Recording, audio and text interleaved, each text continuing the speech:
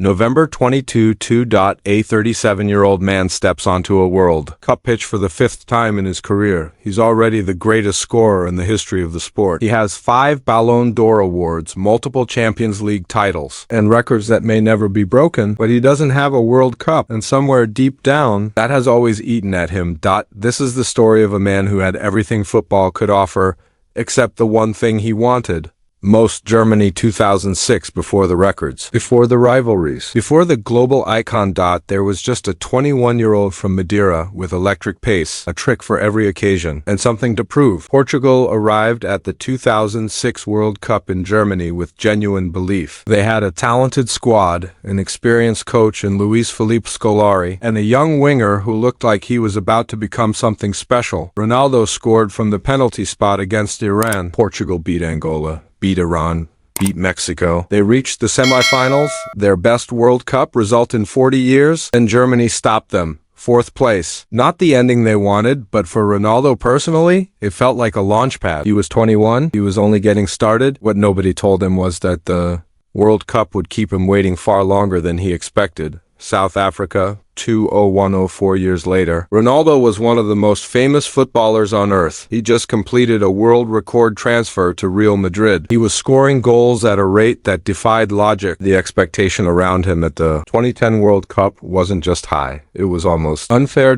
Portugal opened with a 7-0 demolition of North Korea. Ronaldo got one of them, tidy expected, but against stronger opposition. The tournament tightened up. Spain, organized, patient, suffocating, knocked Portugal out in the round of 16. 1 goal. 1 tournament out. The frustration was visible on his face. Here was the best player in the world, or one of the 2 best, depending on who you ask, and he was going home in the second round. Brazil. 2-0 for Brazil, 2-0 was painful in a different way. Ronaldo showed up carrying injuries that would have kept most players at home. He was physically compromised before a ball had even been kicked. Portugal, by that point, had become a team built around protecting him and hoping he'd produce something decisive. Against Ghana, he did. A late header, 95th minute, to win the match, but it wasn't enough. Portugal had already drawn against the United States and lost to Germany. They were out in the group stage. Ronaldo scored once in 3 games. He looked exhausted. The dream was getting further away, not closer. Russia 2-0. And then came the night that reminded everyone exactly who they were dealing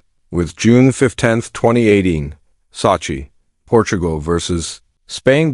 This was not a must-win group stage opener. This was not a dead rubber. This was one of the greatest games in World Cup history, and Ronaldo turned it into a one-man exhibition. First goal, penalty, clean and precise.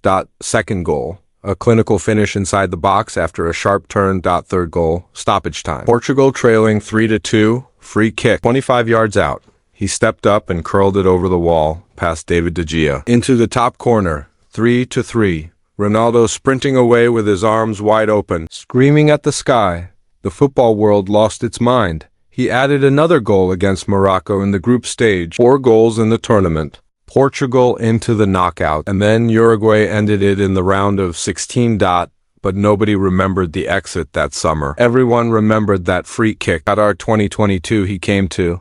Qatar knowing the mathematics were against him. At 37. This was almost certainly his last World Cup, and he made history immediately, scoring against Ghana to become the first player ever to score in 5 different World Cup tournaments. But something was different this time. There was tension inside the Portugal camp. His relationship with coach Fernando Santos had become strained. In the knockout rounds, Ronaldo was dropped to the bench. Portugal beat Switzerland 6-1 without him starting. He came on as a substitute. The quarterfinal against Morocco ended differently. Portugal lost. Ronaldo came on again late, couldn't change it. And when the final whistle blew, the cameras found him walking toward the tunnel with tears running down his face. That image went around the world in minutes. 5 World Cups, 8 goals. 1 record that will likely stand for generations. No trophy. And yet, and this is worth sitting with, Cristiano Ronaldo's World Cup story doesn't feel like a failure. It feels like the truest reflection of everything he is, a player who kept showing up, who scored in every tournament, who at 37 years old in the biggest competition on earth,